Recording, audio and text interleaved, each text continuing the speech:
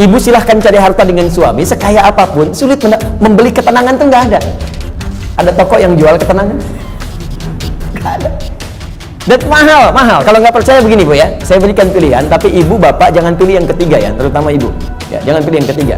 Kaya tapi gelisah atau miskin tapi tenang. Ayo. Nggak ada pilihan ketiga dan nggak usah maksa.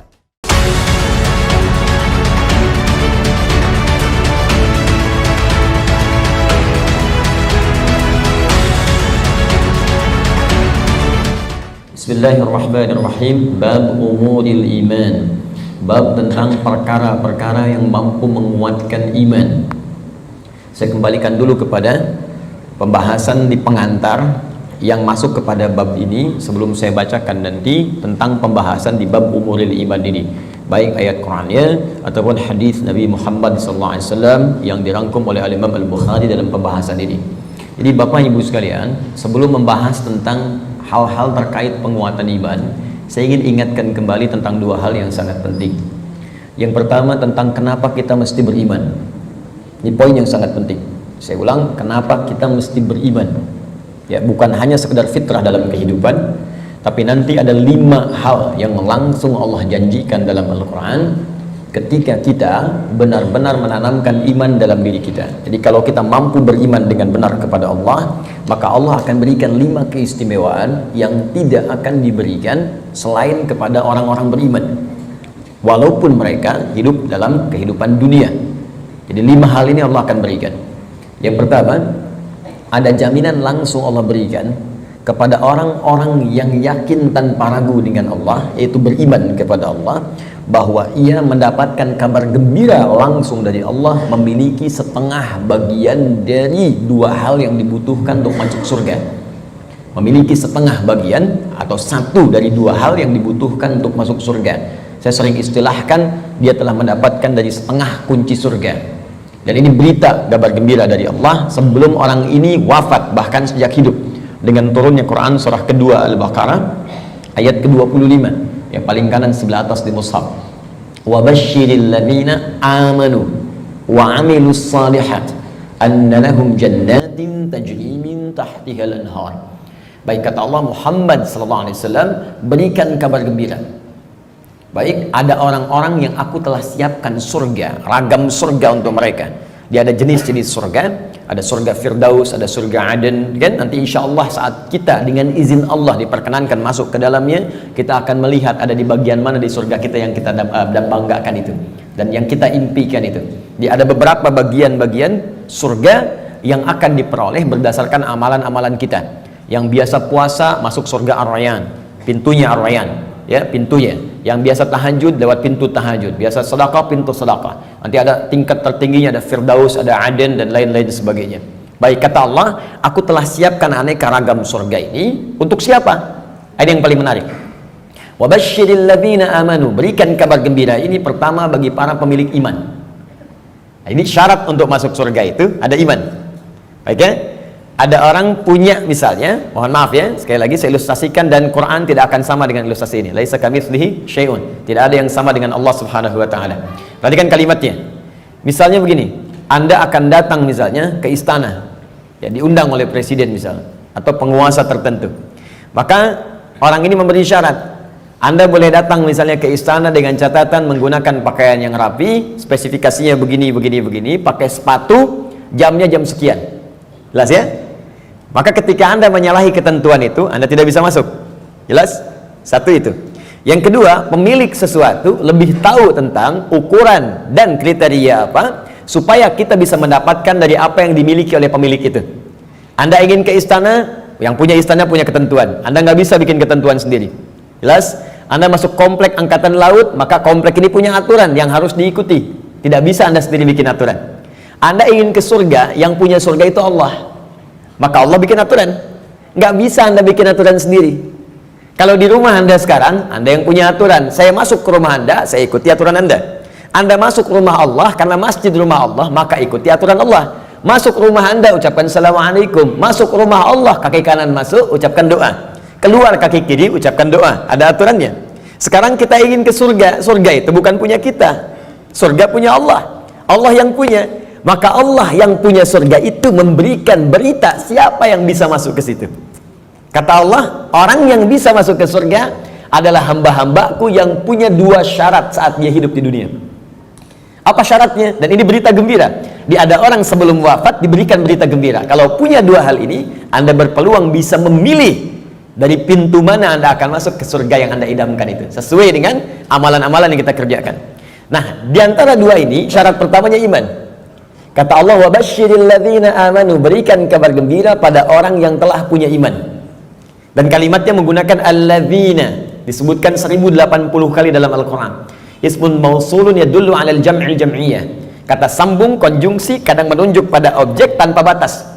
Jadi bisa untuk orang dewasa, anak kecil, laki-laki, perempuan, tua, muda, ya, maaf, kaya, cukup, semua kalangan tanpa batas. Artinya, kata Allah, saya buka surga ini untuk siapapun. Nggak ada status dunia yang bisa memengaruhi seseorang masuk surga. Di surga tidak diukur dengan seberapa kayakah Anda. Hati-hati, kalau Anda mendapatkan tingkat kekayaan dan Anda merasa kaya dengan itu, belum bebas Anda, hati-hati, belum bebas Anda dengan persyaratan untuk mendapatkan surga. Belum tentu harta menjadi jaminan untuk masuk surga.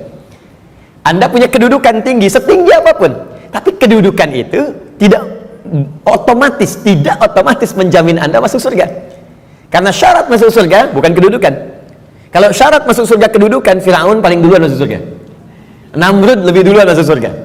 Jelas? Baik, karena syarat masuk surga itu kaya, maka Qarun itu paling depan masuk surga.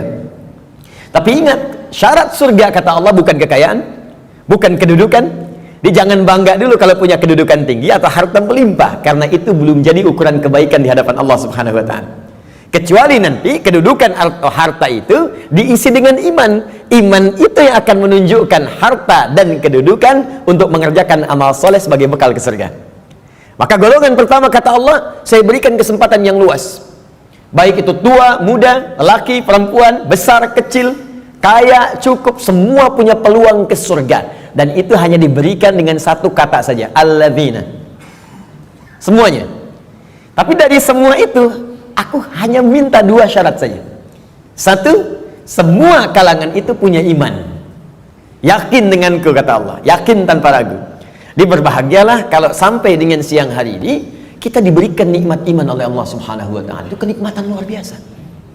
Dan kita mendoakan saudara-saudari kita supaya mendapatkan bagian itu. Karena itu seringkali saya membuka ta'lim dengan berdoa, ya Allah, berikan hidayah kepada saudara-saudari kami, tetangga kami, kerabat kami, teman kami di kantor yang sampai hari ini belum beriman kepadamu, belum mengucapkan syahadat. Berikan kekuatan pada jiwanya untuk bersyahadat sebelum wafat. Alhamdulillah, Anda mungkin tetangga Anda nggak semuanya beriman. Ya, ada yang misalnya A, ada yang B, ada yang C, tahajud malam dalam sujud minta. Ya Allah, Engkau satukan kami di dunia sebagai tetangga dan pertemukan kami kembali di akhirat, ya Allah. Jangan pisahkan kami. Berikan dia hidayah. Doa itu yang tidak diketahui oleh orang yang didoakan, mungkin itu yang lebih cepat menghujam pada jiwanya. Kami di taklim di Bekasi itu selalu membiasakan meminta kepada Allah. Ya, setiap malam Jumat kita minta, berusaha. Alhamdulillah, hampir setiap pekan ada yang masuk Islam. Kemarin seorang ibu dengan 3 orang anaknya masuk Islam. Begitu selesai taklim, datang lagi 1 orang lagi, diantar oleh suaminya, dia masuk Islam lagi. Masya Allah. Jadi alhamdulillah, kita tidak tahu siapa yang mendapatkan hidayah, tapi kita bisa berdoa kepada Allah untuk memohon untuk memberikan hidayah. 1. Nah, kemudian yang kedua, ya, wa amilus shalihat, iman dan amal saleh.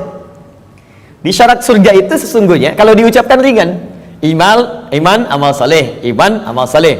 Tapi kalau dikerjakan itu yang butuh perjuangan. Dan ini gambaran di Quran itu indah, ya. Ini sekaligus isyarat. Wawunya ma'iyah, Pak, Bu. Ma'iyah itu sesuatu yang bersanding, nempel. Ya. Adi wa Ahmad zahaba ila masjid, misalnya Nurul Bahri. Adi wa Ahmad, Adi dan Ahmad, zahaba, keduanya pergi ila masjid Nurul Bahri, ke masjid Nurul Bahri. Adi dan Ahmad kalau menggunakan wa artinya dempet, nggak pisah, bersamaan, wawunya ma'iyah bareng.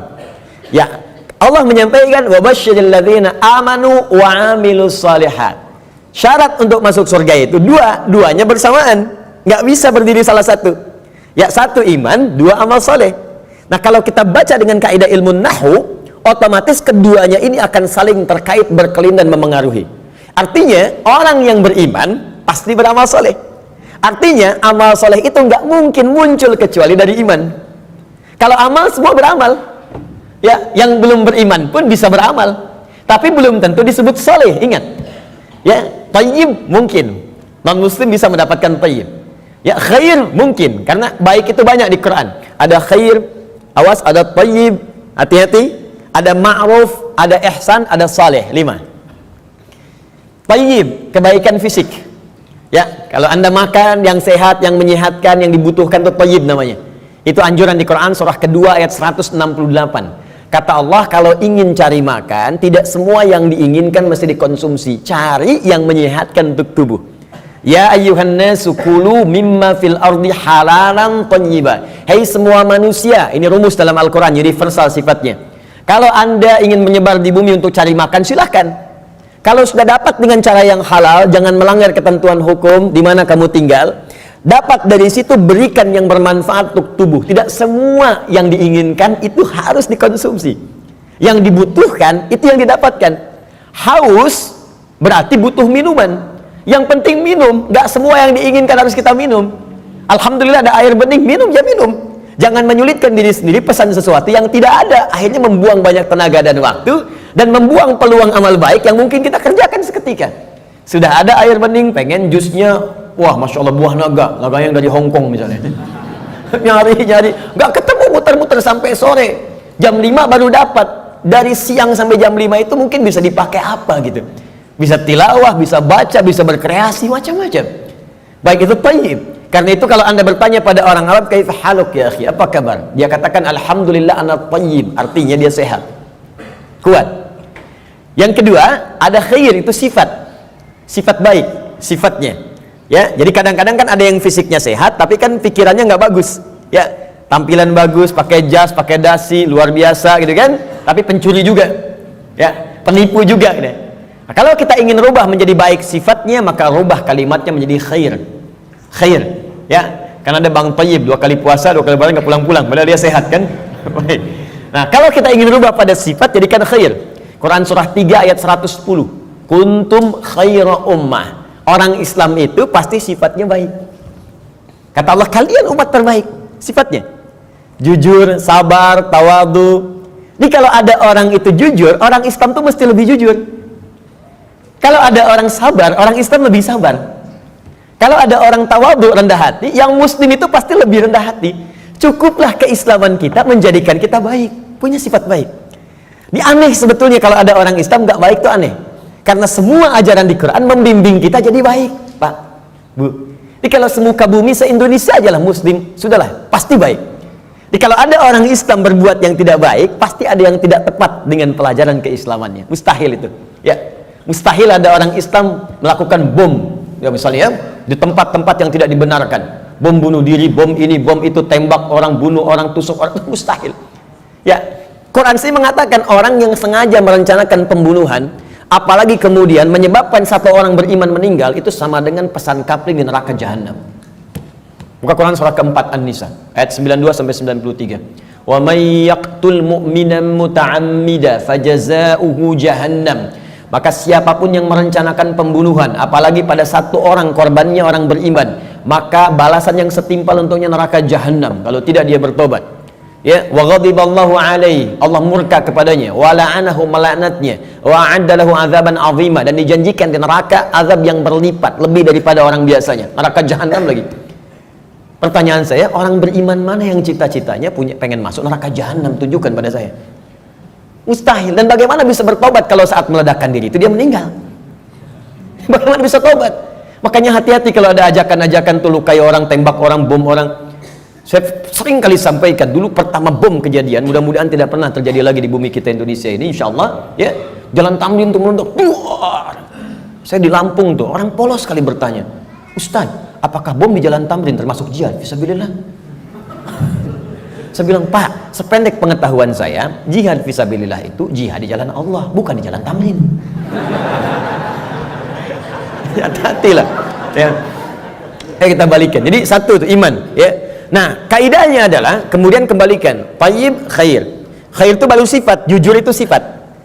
Kalau sifat kemudian diaktualisasikan dalam bentuk sikap, maka berubah dari khair jadi ma'ruf namanya. Ma'ruf. Jujur itu sifat, disogok tidak menerima, sikap namanya. Jelas? Jujur itu sifat, diajak korupsi menolak, sikap namanya. Sifatnya khair, sikapnya ma'ruf namanya. Jelas? Karena itu khair dengan ma'ruf seringkali disandingkan dalam Al-Quran. Quran surah ketiga, Ali Imran ayat 104. Wal takum minkum ummatun yad'una ilal khair wa ya'muruna bil ma'ruf. Hendaklah ada satu komunitas, kata Allah, berhimpun untuk menyebarkan sifat-sifat baik dan saling mengajak pada kebaikan. Bikin komunitas. Ingatkan, ayo baca Quran, one day one juz, one day two juz, ya.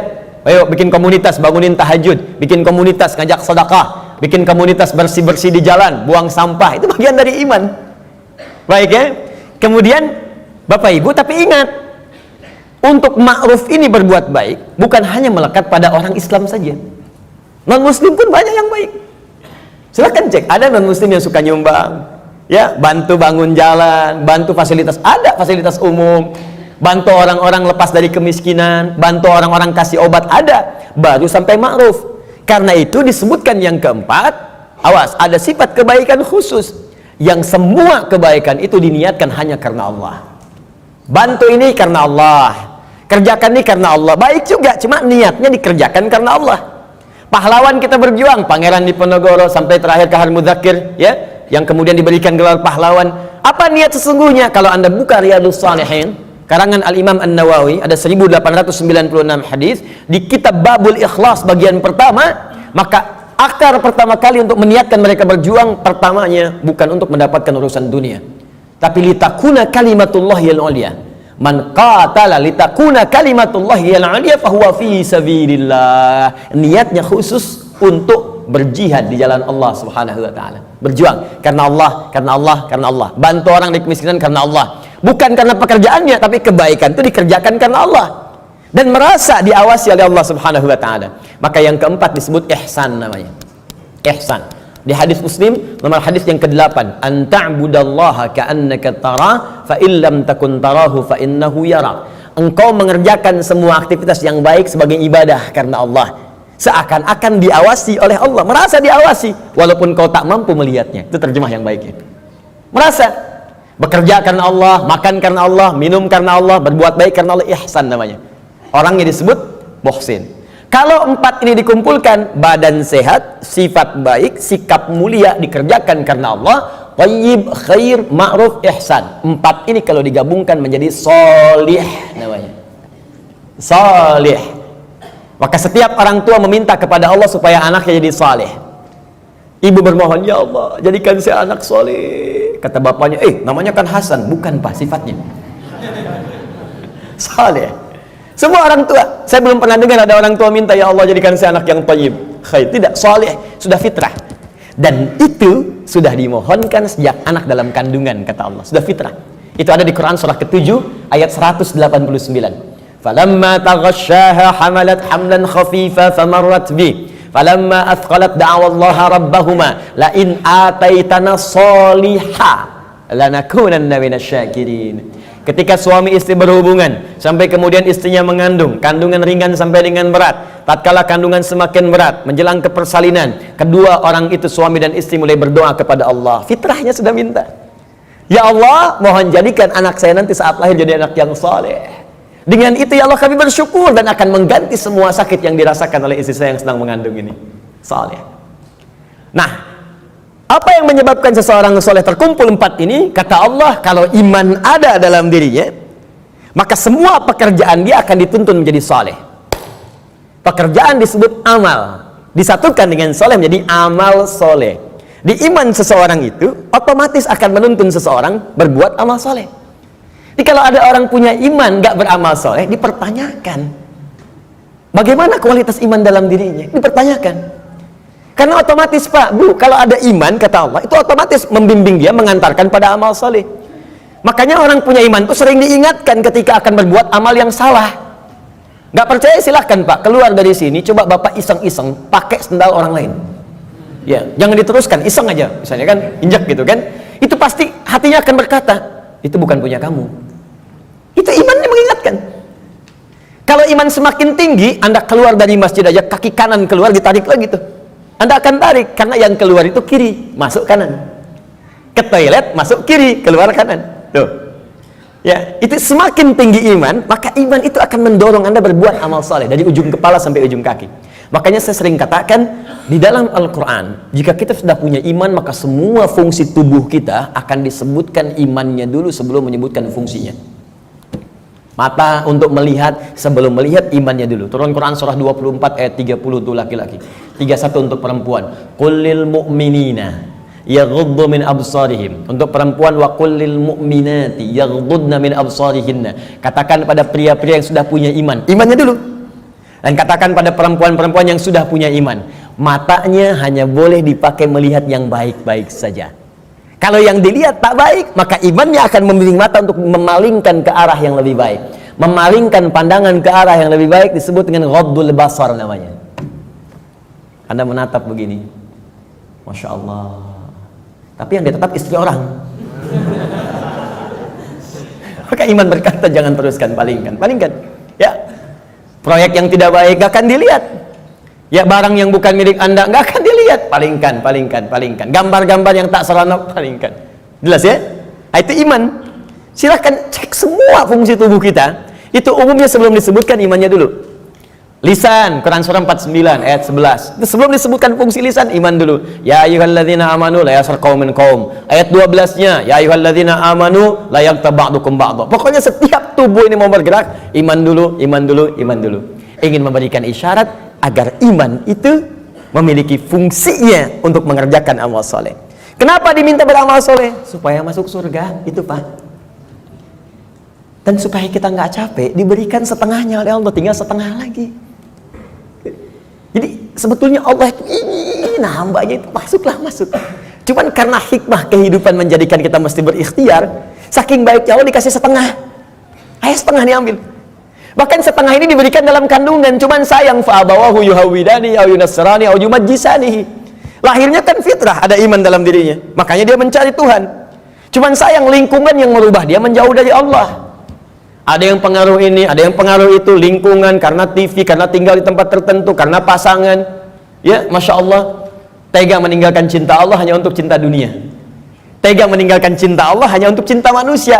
Padahal manusia itu mati, Allah selalu hidup. Ya, bayangkan. Ya, mencintai sesuatu yang gak ada itu kan semu sifatnya.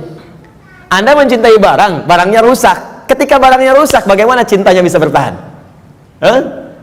Cinta manusia tidak abadi. Kalau ingin abadi, bawa dia sampai mendapatkan ridha Allah, sampai ke surga, baru abadi. Tapi kalau Anda mengeluarkan diri Anda dari surga, bagaimana bisa abadi? Ya, aku mencintaimu dengan syarat engkau pindah agama. Begitu pindah, meninggal. Cinta nggak dapat, surga cuma mimpi. Ya, Pak? Jelas ya? Baik, jadi teman-teman sekalian, bagian pertama, ketika Allah meminta kita beriman, sesungguhnya dengan iman itu Allah ingin memberikan garansi kepada kita bahwa Anda hamba yang terlindungi, dengan izin Allah bisa mendapatkan surga jika iman itu kita gunakan untuk menenun amal saleh. Jelas? Kalau amal saja tidak ada iman, maka tidak menjadi saleh. Maka orang yang belum beriman beramal baik, amalnya tidak disebut amal saleh, amal saja, amal khair. Gak pernah disebut saleh dalam istilah Al-Quran. Jelas ya? Nanti ketika dia berbuat baik dibalas di dunia. Cuman karena kaidah surga itu ada iman, dan iman itu nggak ada, maka di akhirat tidak diberikan balasannya. Keadilan Allah menjadikan balasan itu diberikan di dunia. Karena investasi amalan itu bukan untuk akhirat, dunia. Karena niatnya dunia, dikasih dunia. Kalau untuk akhirat, diberikan juga akhirat bagiannya. Turunlah Quran surah ke-25 ayat 23. Nanti kalau ada non muslim bertanya, di mana keadilan Allah Tuhanmu itu? Jadi kalau ada orang nggak beriman berbuat baik nggak masuk surga, tapi ada orang beriman salah juga berpeluang masuk surga. Maka jawab kepada beliau, ya, kaidah surga itu kaidahnya syarat iman yang pertama kali, ya, bukan syarat dunia. Maka ingin masuk surga ada persyaratan. Anda masuk kampus ada persyaratan, masuk surga pun ada persyaratan. Anda lulus di satu hal tapi nggak lulus di yang lainnya, nggak bisa masuk kampus. Anda lulus satu hal nggak lulus yang lainnya, ya sulit masuk surga. Karena syarat surga beda dengan kampus. Syarat surga yang pertama itu adalah iman. Tapi saking adilnya Allah, kebaikan dia di dunia dibalas oleh Allah dengan cepat saat dia hidup di dunia. Maka turun ayat, wa qadimna ila ma'amilu min amalin faja'alnahu haba'an manthura. Jika ada orang belum beriman berbuat baik, kata Allah, saya akan cepat balas kebaikannya saat di dunia. Cuman karena amalan itu bukan amalan surga, maka saat ke akhirat nanti itu hanya akan jadi debu yang berterbangan yang hanya dia tatap saja. Jelas sampai sini? Dan ini ayat turun karena pertanyaan Sayyidah Aisyah radhiyallahu taala anha kepada Nabi, ya Rasulullah, si fulan orang baik, suka berbagi, cuman nggak beriman sampai saat ini. Bagaimana statusnya? Turunlah kemudian ayat ini. Jelas? Jadi kalau ada yang bertanya lagi sekarang, katakan Anda terlambat Pak. 15 abad yang lalu sudah ada pertanyaan Sayyidah Aisyah tentang itu.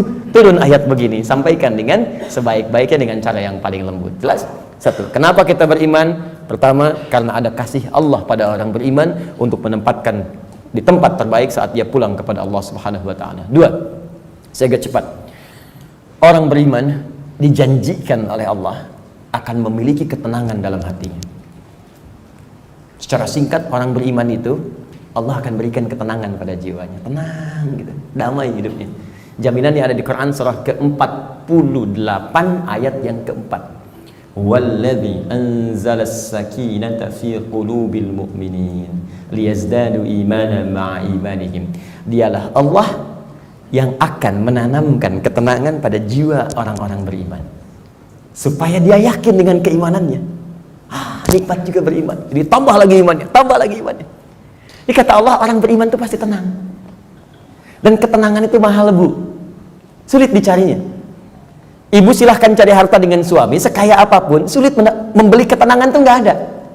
Ada toko yang jual ketenangan? Nggak ada. Dan mahal. Kalau nggak percaya begini Bu ya, saya berikan pilihan, tapi ibu bapak jangan pilih yang ketiga ya, terutama ibu. Ya, jangan pilih yang ketiga. Kaya tapi gelisah atau miskin tapi tenang. Ayo, nggak ada pilihan ketiga dan nggak usah maksa. Kaya tapi gelisah atau miskin tapi tenang, pilih mana? Tuh. Kan? Banyak orang kaya tapi nggak tenang, ada yang bunuh diri, ada yang tembak diri sendiri, ada yang lompat ke depan rel kereta, ada yang saking kayanya bingung, akhirnya nanam cabai, bikin kangkung, metikin cabai, metikin tomat. Terus Anda ngapain kalau cuma numpukin harta buat metikin tomat? Petani kita nggak kaya-kaya amat bisa metikin tomat juga. Coba lihat, Anda bayangkan.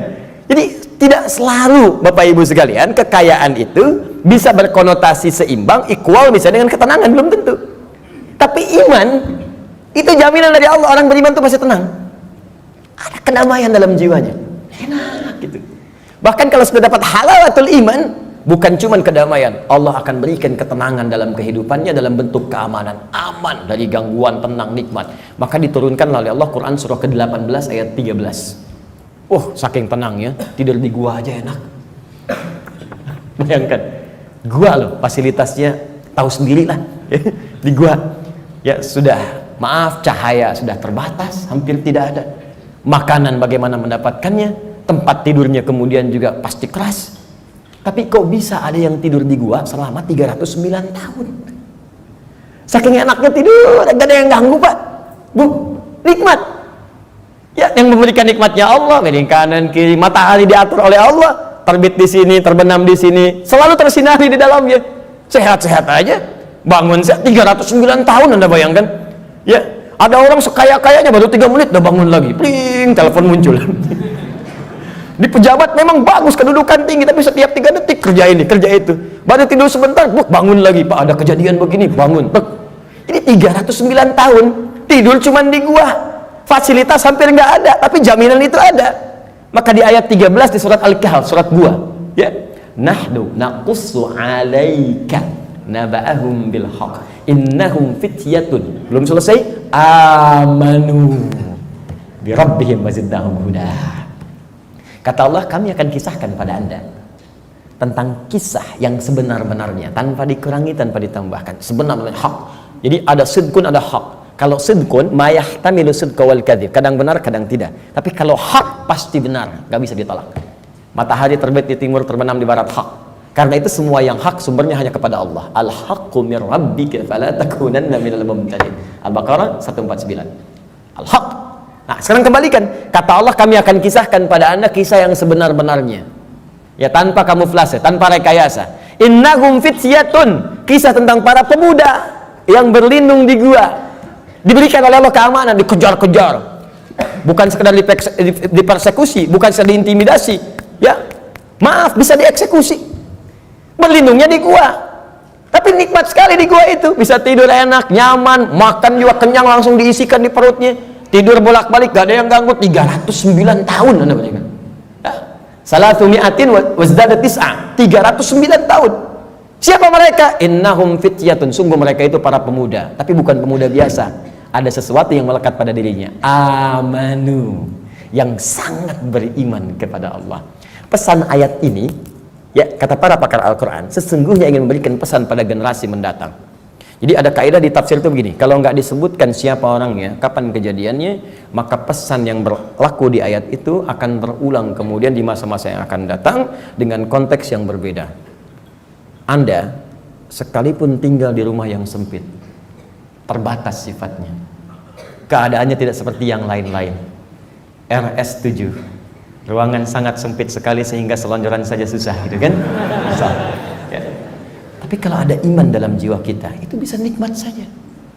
Dibandingkan tinggal di tempat yang mewah, luas, tapi iman nggak ada, kegelisahan itu muncul. Jadi orang beriman itu nggak akan disekat oleh dunia. Tinggal di kontrakan, nikmat. Di rumah yang luas, nikmat. Jadi kaya, nikmat. Cukup hidup juga nikmat. Nikmat aja. Ya, pokoknya beriman itu indah, nikmat itu. Jadi kalau kita beriman sampai saat ini dan tidak menikmati kehidupan kita, dipertanyakan ada apa yang salah dengan iman kita? Kata Allah, beriman itu nikmat, tenang hati. Jadi kok rumah mewah, mobil banyak, gitu kan? Ya lihat mendung aja sedikit udah bikin status. Mendung ya, kayak suasana hatiku. Apa yang mau dicari? Ya, coba lihat. Sekali-kali saya tuh jarang berinteraksi dengan media sosial. Cuman kalau udah lihat, saya lihat nih, ada teman-teman official lihat, misalnya, saya suka kadang-kadang suka nggak betah ngelihat ini. Ini orang kenapa hidupnya? Dikit-dikit ngeluh gitu kan? Apa? Maunya apa? Ya, belum musim hujan minta hujan, dikasih hujan minta jangan hujan. Maunya apa gitu? Ya, kenapa kita nikmati aja? Iman itu indah, iman, wah masya Allah. Kasih hujan, alhamdulillah, banjir pakai berenang. Jadi solusi. Jadi itu teman-teman sekalian ya. Selanjutnya ada jaminan Allah yang selanjutnya ya. Orang beriman pasti bahagia kata Allah. Dan cenderung sukses. Tidak cukup dengan amin. Nanti kita belajar dulu. Turun Quran surah ke-23 ayat 1. Qad aflahal mu'minun. Qad aflahal mu'minun. Orang beriman itu dijamin oleh Allah. Saya artikan dijamin karena kalimatnya menggunakan qad, harfu tahqiq, huruf jaminan. Qad, harfu tahqiq, huruf jaminan. Qad aflahal mu'minun. Orang beriman pasti menggenggam kebahagiaan dan kesuksesan. Aflah itu dari kata falah. Kalau di bahasa Inggris, di kamus bahasa Inggris itu diartikan success and happiness. Sukses dan bahagia. Ya, digenggam. Kalau digenggam menjadi aflah namanya, aflah. Kata Allah, orang beriman itu pasti menggenggam kesuksesan dan kebahagiaan. Pasti tergenggam dalam diri. Cukuplah dengan beriman akan bahagia. Cukup dengan beriman sukses dalam pekerjaan yang kita kemudian lakukan. Walaupun barangkali level kesuksesan itu dalam pandangan orang bisa beda-beda. Bagi si A, manajer itu bagian kesuksesan hidupnya. Yang lain levelnya direktur, yang lain komisaris. Pokoknya levelnya bisa berbeda, tapi sukses. Silahkan cek semua sahabat Nabi, di semua bidangnya sukses dan bahagia. Ali bin Abi Thalib dengan pengajar, cita-citanya menjadi pengajar dan menikmati itu, walaupun kekayaan secara kekayaannya, ya sifat materinya mungkin terbatas, tapi beliau merasakan kebahagiaan dan merasakan kesuksesan dengan itu. Abdurrahman bin Auf kaya luar biasa, sampai kapaknya terbuat dari emas. Abdurrahman bin Auf dan menikmati itu dan bahagia juga, bahkan terjamin surga. Ada di lisan Nabi. Utsman demikian, Abu Bakar demikian. Anda bayangkan, dari yang pengusaha, diplomat, birokrat, pengajar, dosen, ada semua, perawat, ada semua levelnya. Dan bahagia beriman, padahal sebelumnya jahiliyah.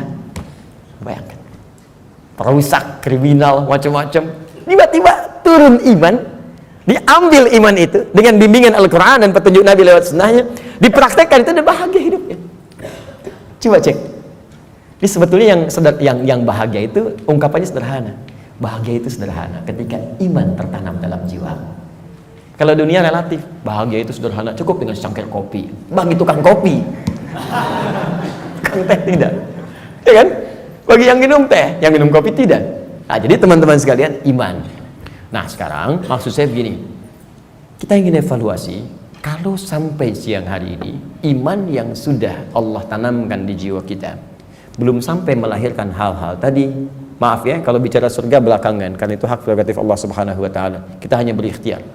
Apakah iman itu sudah membuat diri kita tenang? Sudah membuat kita bahagia? Apakah iman itu sudah membimbing kita sukses dalam hidup? Dan puncaknya, apakah iman itu sudah membimbing kita beramal soleh? Jangan-jangan beriman masih salah, padahal namanya soleh, kan? Jangan-jangan beriman tapi mesti berbuat maksiat, mata bermaksiat, telinga bermaksiat, lisan bermaksiat. Ada apa yang salah? Apa yang keliru? Maka Al-Imam Al-Bukhari mengumpulkan hadis-hadis Nabi untuk mendapatkan petunjuk dari hadis-hadis itu, bagaimana mengerjakan amalan-amalan yang bisa menguatkan iman sehingga iman kita membimbing kita untuk beramal soleh. Maka muncullah bab ini, bab umuril iman.